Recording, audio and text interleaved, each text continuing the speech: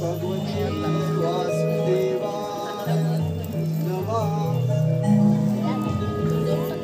आत्मस्वरूपा आनंद कंदा जय सच्चिदानंदा भगवंता तो गणासून सद्ग्रस्त वाटला आश्रमी येऊन विनयता दाखवली द्वेषाने राजकर्ता राजकुमार किती गोड बोलला माझ्याशी पण किती दुष्ट अधर्मी विश्वासघाती माणूस सज्जन हो, जो गोड बोलून भुरळ पाडित असेल अशा दुष्ट माणसावर दुर्घरी विश्वास ठेवू नका दृष्टांच्या संगतीने ज्ञान लोप पावते त्याची नीती भ्रष्ट होते आणि तो काळाची शिकार होतो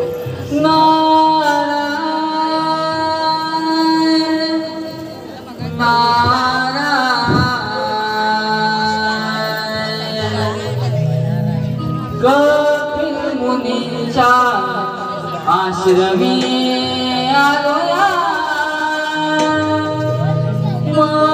महादेवांची आज्ञा सांगावया कपिल मुनीच्या आश्रमी आलोया महादेवांची आज्ञा सांगावया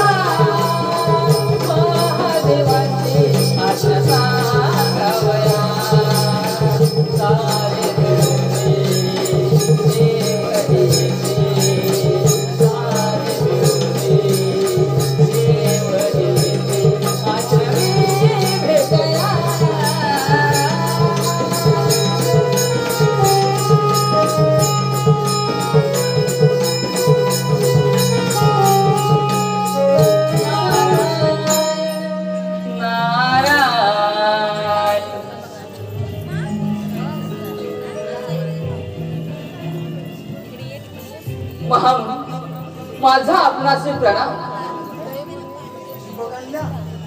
नारद मुनी आपण माझ्या आश्रमी कोणत्या कारणास्तव येणे केले आपणास महादेवांची आज्ञा सांगावी चालू नारद मुनी मला महादेवाने कोणती आज्ञा दिली गणासुराने महादेवांची आराधना केली देव ऋषी ज्याची काया वाचा मन पापाने प्रवृत्त झाले अशा दुष्ट माणसाचे नाव जरी उच्चारले तरी आपणास पाप लागेल क्षमास देवांच्या आज्ञेसाठी त्याचे नाव घ्यावे लागेल ज्याने आपला चिंतामणी पळवला त्रिलोक्यात ज्याने आपला सत्ता प्रस्थापित केली ते सर्व देव मिळून आपल्या आश्रमी येत आहे हा दैत्यनाश आपल्या हातून होणार कोणी हिंसक मनुष्याच्या दुष्ट कर्माने जरी आम्हाला तरी आम्ही हिंसा करीत नाही मुनिवर्य हिंसा करू नका हिंसा करणे महान पातक आहे समस्त भाग्य विधात्यांनो माझा आपणाशी शुभ कल्याण सगुण साकार त्रिमूर्तींचा कारभार माझ्या आश्रमी आला भगवंता असं नसतं वा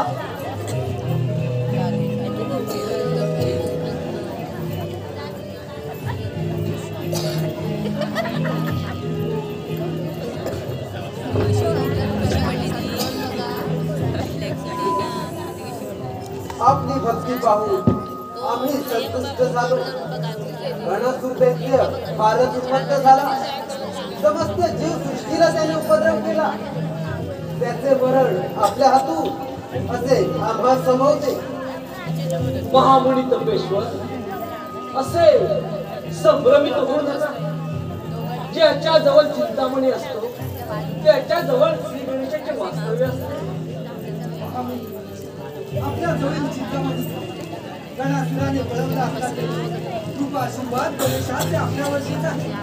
आपल्या हस्ताने गणेश पूजा करा. त्याची आराधना आपण सर्वांनी करूया. गणेशाच्या हातून गणासुराचे मरण कार्याची सिद्धता करा.